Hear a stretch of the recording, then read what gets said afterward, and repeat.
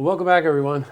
Well, if you heard me say it once, you've heard me say it 1,000 times, that we are so fortunate to be in the same part of the planet that the Queen of American Lakes, Lake George, happens to reside in also. And from time to time, we love to check with the Lake George Association about things that are going on. And so joining me again is Walt Linder, who's the executive director of the Lake George Association. Great, thanks for having me. You know, that's a job I think a lot of us would like to have, Walt. It's great. Yeah, I know. Couldn't think of anything better than to protect the beautiful resource that we have in Lake George. Oh, God, you and I feel so much the same way, and a lot of other people too, by the way. So welcome back, Walt. Let's do a couple of things today. I want to talk about 2015, some of the progress that was made in some of the key areas that we discussed the last time you were here. Talk a bit about 2016 and just your sort of thoughts about ice or no ice. Sure. So let's go to 2015. Some progress was made in some key areas. It was a big year for Lake George. I mean, we did discover one new location of Asian clams, but we jumped on it right away, and we have 2.5 acres of mats on those Asian clams up at the north end of the lake. But also working with our partners with the Lake George Park Commission and other organizations around the lake, and the municipalities around the lake, we've really put on a big effort to reduce the amount of milfoil still in Lake George. Right. We do have a problem with milfoil, and it's in many of the shallower bays, and it does like to grow near deltas around the mouths of brooks and streams.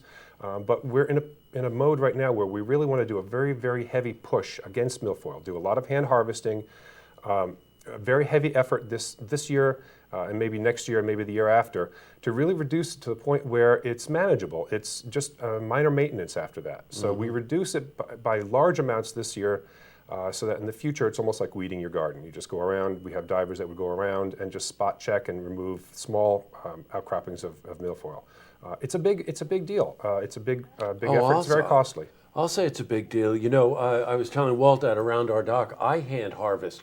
And I just want to go back on that. You know, you hear a lot of things, oh, let's put poison in there, or let's put mats down and stuff like that. Probably the most effective method, and also the best method to protect a lake, is hand harvesting. But it's really what he's saying. Divers go down with plastic bags, and they'll put the plastic bags over, get down, get the roots, and bring that up bag after bag after bag. Hundreds and hundreds of bags of milfoil were removed from Lake George last year. So it made a big difference, but there's still a lot more work to be done. Well, you know what? I saw the divers out there early on in the season and late in the season. So how many months are they diving? The goal is at this point to have them in from May till October. Wow. Have them. I mean, it's very hard work. It takes a special person to be under the water for that long. But they do a lot of this kind of work around the Northeast. They're used to it, and they're used to the physical exertion that it takes to do this. But it really takes that kind of bull effort to move all this milfoil off the bottom of the lake into the boats, remove it from the lake, haul it away, and dispose of it. Well, you know what? Around our dock, I hand harvested, and I can tell you firsthand that after I got rid of it, it's maintenance after that. It's like weeding a garden. That's a real great way to phrase that. And you have to be very cautious about fragmentation, because milfoil, it's an invasive species, so it loves to take over. And one of the ways that it does that is by fragmentation and rerooting. So the fragments break off, they float through the water column, and they land somewhere else and instantly make a new plant. So it's something that you have to be very mindful of. And the divers are very mindful of that when they're doing their work. Yeah, got it. Probably the biggest news is the program that started as a pilot program a couple of years ago, I think, right? 2014 was the boat contamination program, or whatever the official name is, right? Yes. The Lake George Park Commission has a program for mandatory inspection and decontamination of any boat coming to Lake George.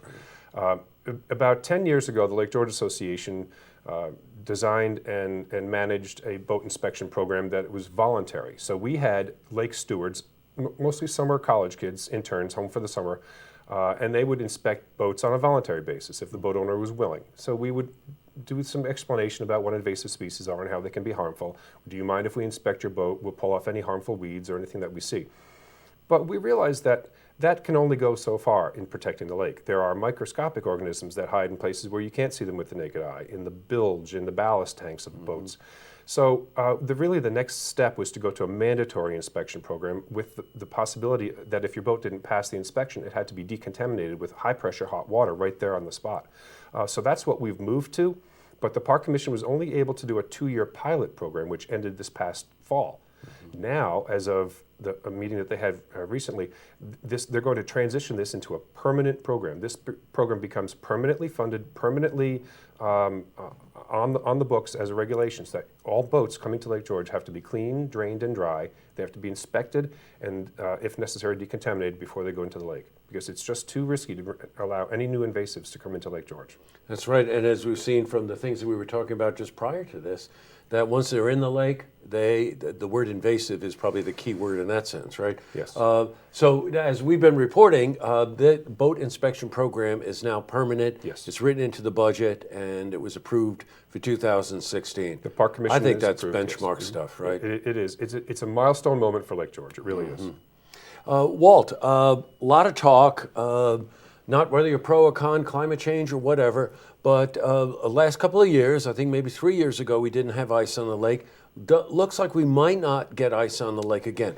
What are the pros and cons of that? Yeah, for the health of the lake. There's always a flip. There's always an upside and a downside to everything. So when there's ice on the lake and it's a good thick ice cover, it sometimes freezes right to the bottom of the lake. That kills off these Asian clams. So the Asian clams that we're trying to fight, Mother Nature's helping us when it freezes right to the bottom and kills off the clams. It also, having a good ice cover, deprives some of the plant life of light. So that's helpful for fighting invasive species as well. But the other side of it is, when there is ice on the lake, people use the lake and often leave garbage behind on it and don't pick up after themselves. So there are pros and cons of having ice. What we're hoping for is that we will have some ice, and it will, at least in the areas where there's Asian clams, have a good solid cover and hopefully kill those clams. Because otherwise, we have to rethink the way we're trying to manage those. Right now, we're managing the Asian clams by matting any new sites that we discover, but the existing sites are nearly impossible to manage. So we're hoping that Mother Nature is going to keep helping us out. Right. Just a quick aside, any of you who are involved with trying to protect your dock, one time I didn't get the bubbling system in time. And I thought, oh, okay, it just froze over last week. I went there. The ice was like 20 inches thick. Once it goes, once it forms, it goes. Yeah. It does. Well, Walt, thank you very much for coming in. It's been great. We'll have you back in for the summer. You've got the big fundraiser in July. I want to remind everybody about that. Second week in July. And here's looking forward to 2016. That's great. Great. Thanks for coming in. My pleasure. To see this interview again, you can head to our website, looktvonline.com.